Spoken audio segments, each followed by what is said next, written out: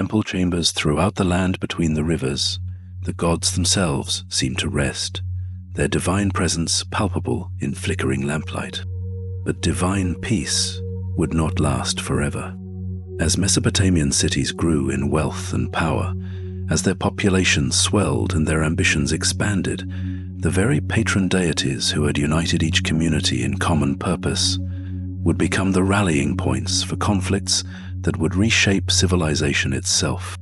For the first time in human history, organized armies would march beneath divine banners, convinced that their gods demanded victory over neighbors who worshipped different names for the eternal mysteries of existence. The morning sun rose blood-red over the plain between Lagash and Umma, 5,000 years before Christ.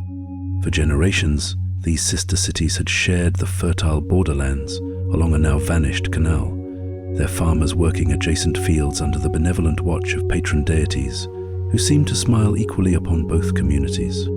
But success had bred ambition, and ambition had bred conflict.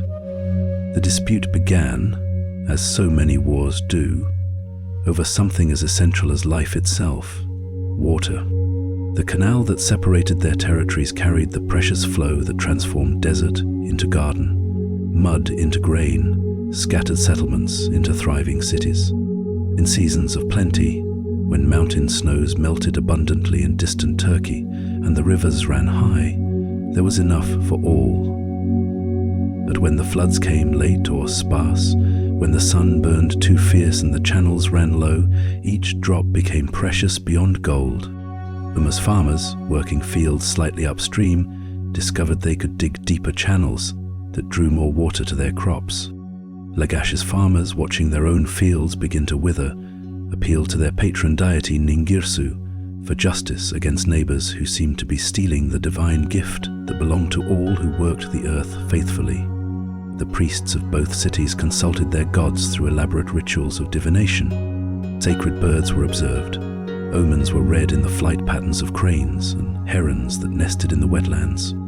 Oil was poured on water in temple basins, its spreading patterns interpreted by experts who had studied such signs for generations. Dreams were recorded and analyzed for divine messages about the proper resolution of territorial disputes. But the gods, speaking through their earthly interpreters, delivered contradictory messages. Ningirsu of Lagash demanded that the canal boundaries established by ancient agreement be respected, that Umma withdraw to its traditional limits and allow natural water flow to resume. The patron deity of Umma, speaking through different priests reading different omens, insisted that divine justice required equal access to resources regardless of ancient claims, that changing conditions demanded new arrangements between neighboring cities. When the gods themselves seemed to disagree, mortal resolution became impossible. What followed was humanity's first recorded war between organized states. Not raids by nomadic tribes or conflicts between kinship groups, but systematic violence conducted by urban societies that had created armies for the specific purpose of imposing their will upon neighbors who refused to submit to negotiation. The armies that assembled on the plain between these rival cities were unlike anything the world had ever seen. These weren't bands of hunters or desperate refugees fighting for survival. They were organized military units drawn from urban populations that could afford to support specialists in violence, just as they supported specialists in craftsmanship, administration, and religious service. The Lagash fielded nearly 2,000 men, their bronze spearheads glinting in the morning sun like a forest of deadly metal. They wore leather armor reinforced with bronze plates, their bodies protected by shields of wood and hide that bore the symbols of Ningirsu carved deep into the surface. At their head marched E05, priest king of Lagash, his authority derived from divine appointment, and his responsibility extending to both earthly justice and cosmic order. The soldiers of Lagash advanced in formation that demonstrated sophisticated military thinking. Spearmen formed the center, their weapons creating a bristling wall of bronze points that could hold ground against enemy charges. On the flanks, mobile units armed with axes and maces provided flexibility to exploit openings or respond to tactical surprises. Behind the main force, archers provided covering fire that could disrupt enemy formations before the decisive moment of close combat. Umma's army, similar in size and equipment, took positions across the disputed canal that had become the symbol of irreconcilable differences between divine commands. Their warriors carried weapons blessed by their own priests, their shields decorated with symbols that invoked divine protection, their hearts filled with certainty that the gods demanded victory over neighbors who had become enemies through the mysterious workings of fate and ambition. The battle itself was brief but decisive.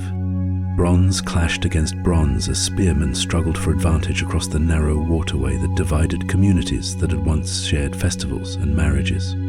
The air filled with dust and shouting, the crash of weapons against shields, the cries of wounded men experiencing the reality of organized violence for the first time in human history.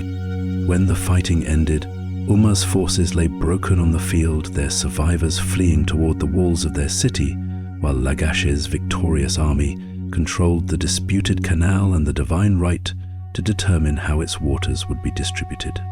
But victory brought responsibilities as complex as the original dispute. Eonatum faced a dilemma that would challenge rulers throughout history: how to transform military success into lasting peace. He could have destroyed Umma entirely, scattered its population and erased its name from the earth. He could have enslaved its people and incorporated their lands directly into Lagash's growing territory. He could have imposed tribute so harsh that Umma would never again challenge its neighbor's authority.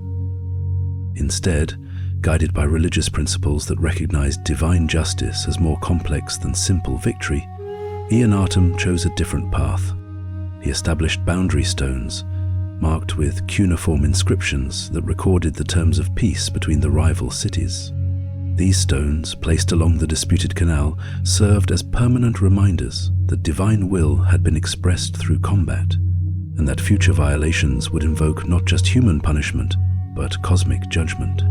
The inscription on the most elaborate of these boundary stones would survive for thousands of years, becoming one of humanity's first recorded peace treaties. It acknowledged Umma's right to exist as an independent city, while confirming Lagash's authority over the contested waterway. It specified tribute payments that would compensate for war damages without crushing Umma's ability to maintain its urban life. Most importantly, it invoked the gods of both cities as guarantors of the agreement, transforming military victory into sacred obligation. But the conflict between Lagash and Umma was only the beginning. Throughout Mesopotamia, similar disputes were arising as independent city-states expanded their territories and their ambitions.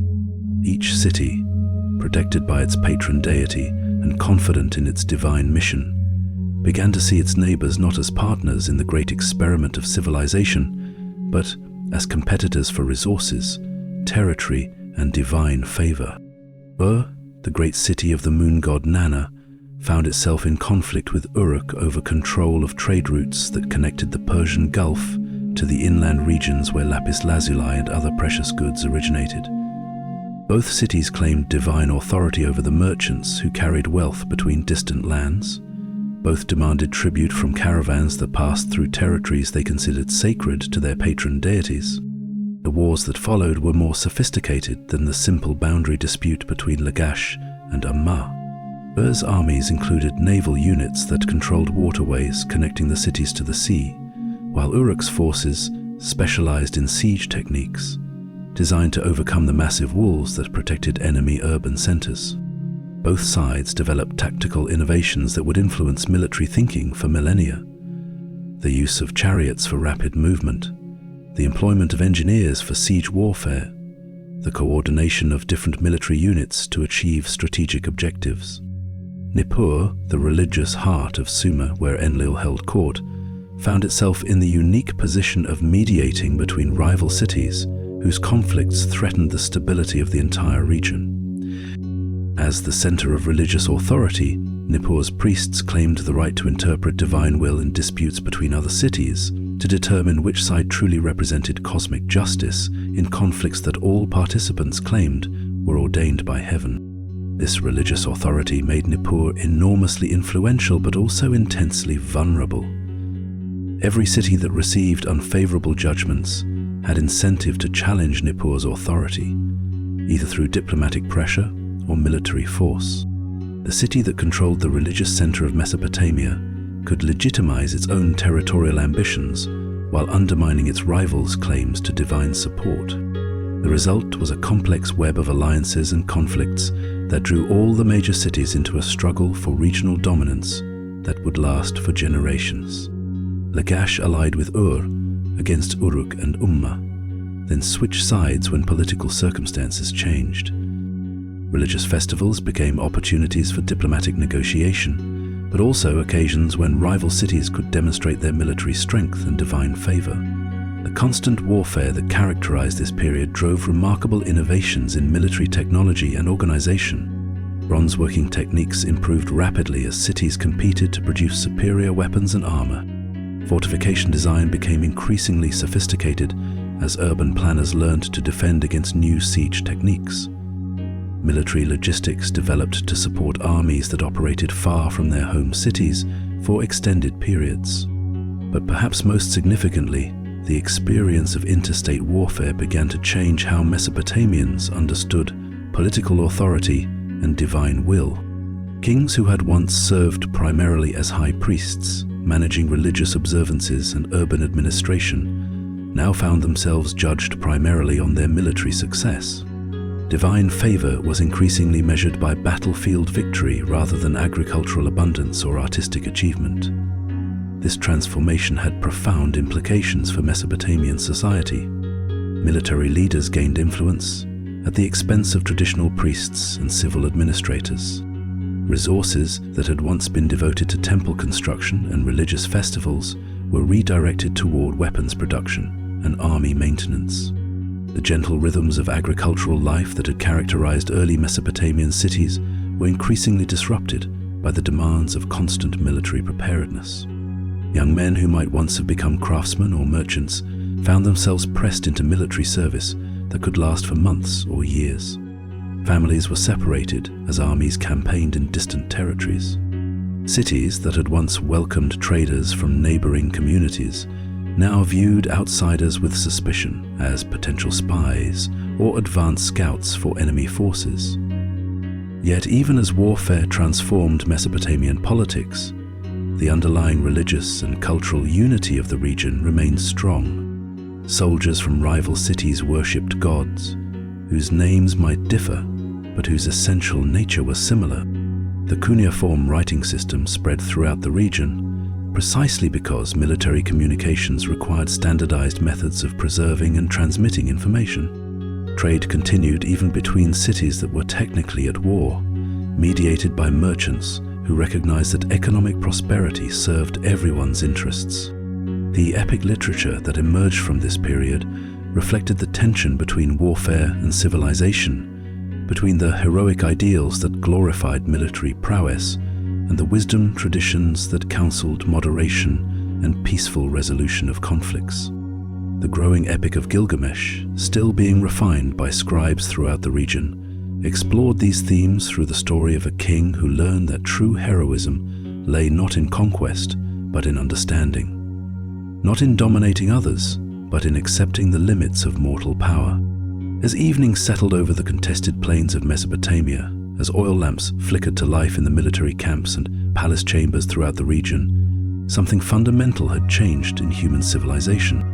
Organized warfare between complex societies had become a permanent feature of political life, a reality that would shape every subsequent civilization that rose from the foundations laid between the rivers. In the archives of each city, scribes recorded the victories and defeats that had established new boundaries and new relationships of power. Military dispatches replaced trade agreements as the most important diplomatic communications. Victory monuments began to rival religious ziggurats as the most prominent features of urban architecture.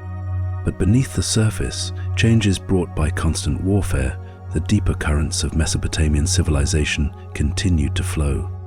Farmers still planted and harvested according to seasons established by the gods.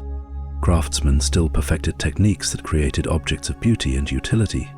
Scribes still preserved the wisdom and stories that gave meaning to human existence beyond mere survival. The patron deities who had inspired these conflicts continued to receive worship and offerings from their respective cities, their divine authority undiminished by the political changes that military success and failure had wrought. In temple chambers throughout the region, priests continued the daily rituals that maintained cosmic order, confident the divine will would ultimately prevail over human ambition. Under the eternal stars that had watched over Mesopotamia since the first climate refugees settled between the rivers, the people of rival cities rested uneasily in their urban fortresses, knowing that tomorrow might bring either peace or war, depending on the mysterious calculations of gods and kings whose motives remained as complex as human nature itself. The age of innocence was ending. The age of competition had begun. But the foundations of civilization remained strong enough to support both conflict and cooperation, both the ambitions that drove cities to war and the wisdom that would eventually teach them the arts of peace. The first chapter of international relations had been written in bronze and blood on the plains of ancient Iraq, creating precedents and patterns that would influence human politics for thousands of years to come. Our journey through the corridors of time continues as constant warfare among city-states creates opportunities for ambitious leaders to dream of something unprecedented. Uniting all Mesopotamia under a single ruler, discover how a foundling rescued from the Euphrates become the world's first emperor, forging an empire that stretched from the Persian Gulf to the Mediterranean Sea. The age of Sargon awaits.